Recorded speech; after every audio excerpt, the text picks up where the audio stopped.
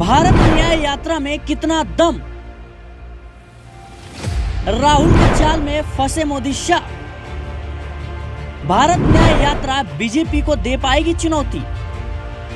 लोकसभा से पहले कांग्रेस का बड़ा दाव।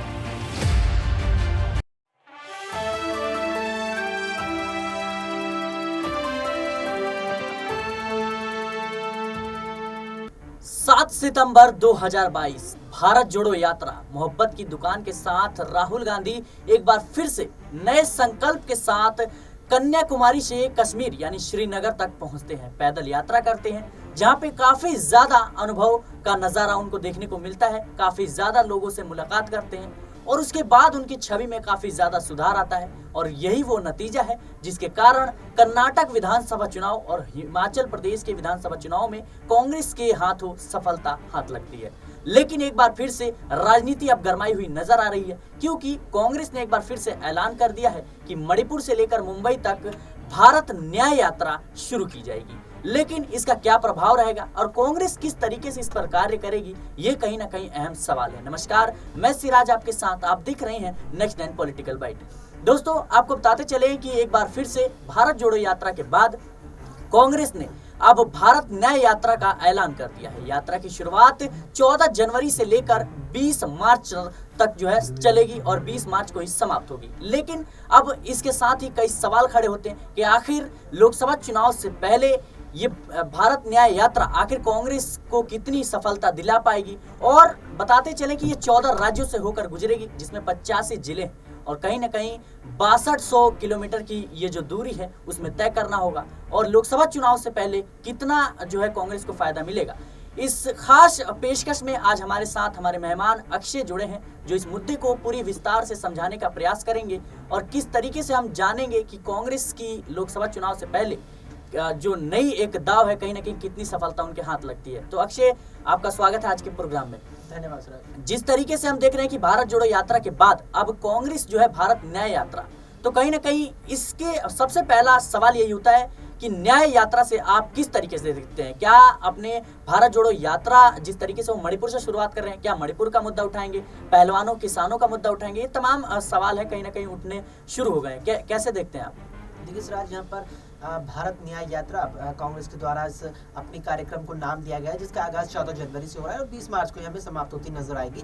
इसमें सबसे पहले जो गौर करने वाली बात है वो यहाँ पर ये है कि इसका जो आरंभ है, आगाज है, वो मणिपुर से हो रहा है। उस मणिपुर से जिसमें यहाँ कई महीनों तक सांप्रदायिक हिंसा यहाँ पर हुई थी और सांप्रदायिक हिंसा के चलते लगातार ही वहाँ पर जो बीजेपी सरकार है उसको घेरा गया। न केवल वहाँ बीजेपी सरकार को बल्कि लगातार विपक्ष के द्वारा सवाल उठाया गया था कि मणिपुर पर एक भी दौरा प्रधानमंत्री नरेंद्र मोदी ने क्यों नहीं किया, जबकि प्रधानमंत्री नरेंद्र मोदी ने ऐसे कई दौरे किए जो राजनीति या कहे कि देश के लिहाज से इतने ज्यादा जरूरी नहीं थे। चाहे यहाँ पर क्रिकेट वर्ल्ड कप का फाइनल देखने जाना हो, चाहे यहाँ पर अन्य कार्यक्रम हो, तो उसको लेकर लगातार विपक्ष ने घेरा था। अब भारत न्याय यात्रा का आगाज किया है। देखिए, न्याय का यहाँ पर शब्द का इस्तेमाल किया जा रहा है। मणिपुर से यात्रा शुरू हो रही है। कांग्रेस यही संदेश देना चाहती है कि मणिपुर में, जिस मणिपुर को यहाँ जलता छोड़ दिया था बीजेपी और प्रधानमंत्री नरेंद्र मोदी ने, उसमें कांग्रेस आई है। मणिपुर के लोगों को न्याय दिलाने के लिए ये संदेश कांग्रेस सीधे तौर पर देना चाहती है। हालांकि इतनी ज्यादा लोकसभा सीटें मणिपुर में नहीं आती, मेरे ख्याल से 2 ही लोकसभा सीटें मणिपुर में आती हैं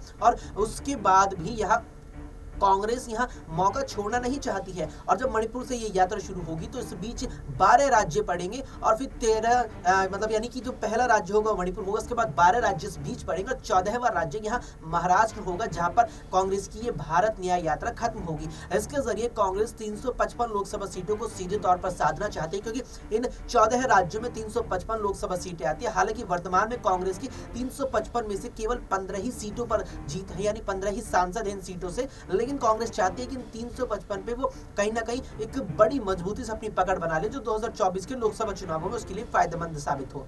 जी बिल्कुल, कहीं ना कहीं अब उन राज्यों पर जो है अब आपका जो है कहीं ना कहीं ध्यान केंद्रित करना चाहेंगे कि पहला राज्य होता है मणिपुर, जहां से यात्रा की शुरुआत होगी। उसके बाद नागालैंड, असम और मेघालय, पश्चिम बंगाल, बिहार, झारखंड, उड़ीसा, छत्तीसगढ़, उत्तर प्रदेश, मध्य प्रदेश, राजस्थान, गुजरात और अंत में महाराष्ट्र।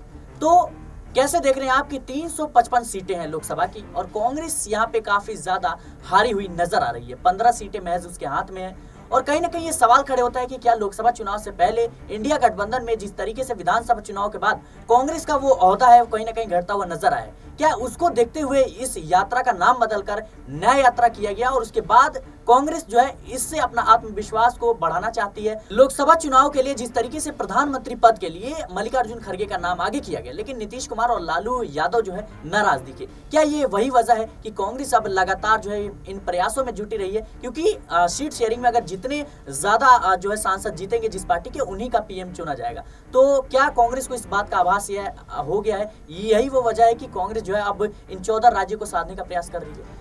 देखिए, यहाँ पर आपने बहुत ही वाजिब मुझे लगता है सवाल उठाया है, क्योंकि जिस तरह से यहाँ 2023 का लगभग अंत हो चुका है, दिसंबर महीने लगभग अपने अंत की कगार पर खड़ा है, अब तक भी इंडिया गठबंधन एक चेहरे के यहाँ पर चुनाव नहीं कर पाई, यानी कि प्रधानमंत्री पद का दावेदार इंडिया गठबंधन की ओर से कौन होगा उस एक नाम पर गठबंधन अभी तक पहुंच नहीं पाया है। ऐसे में हल्की ही सही मैं कहूंगा यहाँ पर, लेकिन संभावनाएं है कि इंडिया गठबंधन ये फैसला भी कर सकता है कि 2024 का लोकसभा चुनाव वो लड़े, और अगर वो यहाँ पर मिल करके बीजेपी और एनडीए से ज्यादा सीटें लाने में कामयाब हो पाता है, अगर इंडिया गठबंधन यहाँ पर बहुमत का आंकड़ा पार कर पाता है, तो यहाँ पर जिस राजनीतिक दल की ज्यादा लोकसभा सीटें होंगी उसी से यहाँ पर प्रधानमंत्री पद के चेहरे को आगे किया जाएगा। इसकी कहीं ना कहीं संभावना है कि इसका फैसला यहाँ पर इंडिया गठबंधन की बैठक में लिया जा सकता है। इसके अलावा आपने नाम का जिक्र किया कि भारत जोड़ो यात्रा से भारत न्याय यात्रा क्यों किया गया, तो देखिए इसकी मुख्य वजह मुझे यहाँ पर सबसे पहले तो मणिपुर लगती है। इसके बाद कांग्रेस ये संदेश देना चाहती है कि बीते 9 से 9.5 सालों में यहाँ देश की जनता के साथ अन्याय हुआ है,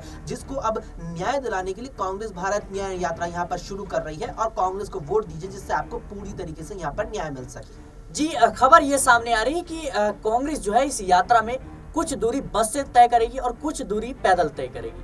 क्या भारत जोड़ो यात्रा जिस तरीके से इफेक्टिव रहा था, जनता जो है राहुल गांधी को देखना चाहती थी, मिलना चाहती थी, अब बस से यात्रा करेंगे तो उतना प्रभाव दिखेगा जितना भारत जोड़ो यात्रा का प्रभाव देखने को मिला था? लेकिन निश्चित रूप से चिराज इस बात में कोई दौराय नहीं है, क्योंकि जिस तरह से भारत जोड़ो यात्रा कांग्रेस ने शुरू की थी, सबसे पहले तो हमें ये चीज देखनी होगी कि भारत जोड़ो यात्रा की दूरी करीबन 4000 किलोमीटर थी, जो कांग्रेस ने पद यात्रा के जरिए यानी कि पैदल तय की थी। कांग्रेस के तमाम नेताओं ने, नेतृत्व उसमें राहुल गांधी कर रहे थे, उसे पूरा करने में कांग्रेस को 130 दिन का वक्त लग गया था, जबकि भारत न्याय यात्रा की दूरी यहाँ भारत जोड़ो यात्रा की दूरी से भी 1.5 गुना ज्यादा यानी करीब 6000 किलोमीटर से भी ज्यादा है, और इसके लिए वक्त जो निर्धारित किया गया वो करीब 65 दिनों का ही किया गया, यानी कि भारत जोड़ो यात्रा को पूरा करने में कांग्रेस को जितना दिन लगा था उसके आधे दिन में यहाँ उसकी भारत जोड़ो यात्रा से 1.5 गुना ज्यादा यहाँ पर दूरी तय करनी है कांग्रेस को। इसकी बड़ी वजह यहाँ पर आपने सवाल जिस तरह से किया कि बस से कुछ दूरी तय की जाएगी, तो देखिए यहाँ पर 2 चीजें निकल करके सामने आती है। पहली तो यहाँ पर यही बात बिल्कुल है कि बस से जिस तरह से कांग्रेस नेता यहाँ पर दूरी तय करेंगे तो निश्चित तौर पर वे लोगों से उस तरह से नहीं जुड़ पाएंगे, लोगों से उस तरह से नहीं मिल पाएंगे जिस तरह से भारत जोड़ो यात्रा के दौरान देखने को मिला था कि राहुल गांधी जहां कहीं से भी होकर के गुजर रहे थे तो लोगों के साथ हाथ मिलाते नजर आ रहे थे, आम लोगों के साथ, देश की आम जनता के साथ राहुल बैठकर बातें कर रहे थे, खड़े होकर सड़क किनारे बातें कर रहे थे, यहाँ पर तमाम तरह से लोगों का सहयोग करते नजर आ रहे थे। ये चीज भारत न्याय यात्रा में देखने को कम मिल सकती है, और उसकी बड़ी वजह यह है कि अगर भारत जोड़ो यात्रा की तर्ज पर ही यह भारत न्याय यात्रा पूरी तरह से पद यात्रा के जरिए निकाली जाती तो कांग्रेस को बहुत ज्यादा समय लग जाता। आप देखिए 4000 किलोमीटर की दूरी के लिए 130 दिन लग गए, आप देखिए 6000 किलोमीटर में 150, 170, 180 दिन लग जाएंगे। इस हिसाब से कांग्रेस के पास वक्त नहीं है, लिहाजा कांग्रेस ने जो यहाँ पर समय सीमा रखी है, समय को देखते हुए ये यहाँ पर बस का विकल्प कांग्रेस के द्वारा निकाला गया है कि 14 जनवरी से भारत न्याय यात्रा शुरू होगी और 20 मार्च को इसे खत्म कर दिया जाएगा, और इसी ही दौरान यहाँ पर संभावना है कि 2024 के लोकसभा चुनावों की तारीखों का भी चुनाव आयोग ऐलान कर सकता है। आप भारत जोड़ो यात्रा का रोड मैप देखेंगे, भारत जोड़ो यात्रा का पूरा यहाँ पर मानचित्र देखेंगे, इसके अलावा पूरे यहाँ पर टाइमलाइन देखेंगे, तो अगर पदयात्रा भारत जोड़ो यात्रा की तर्ज पर ही पदयात्रा ही ये भारत न्याय यात्रा होती तो इसे खत्म होने में जुलाई और अगस्त का दिन मुझे लगता है आ जाते।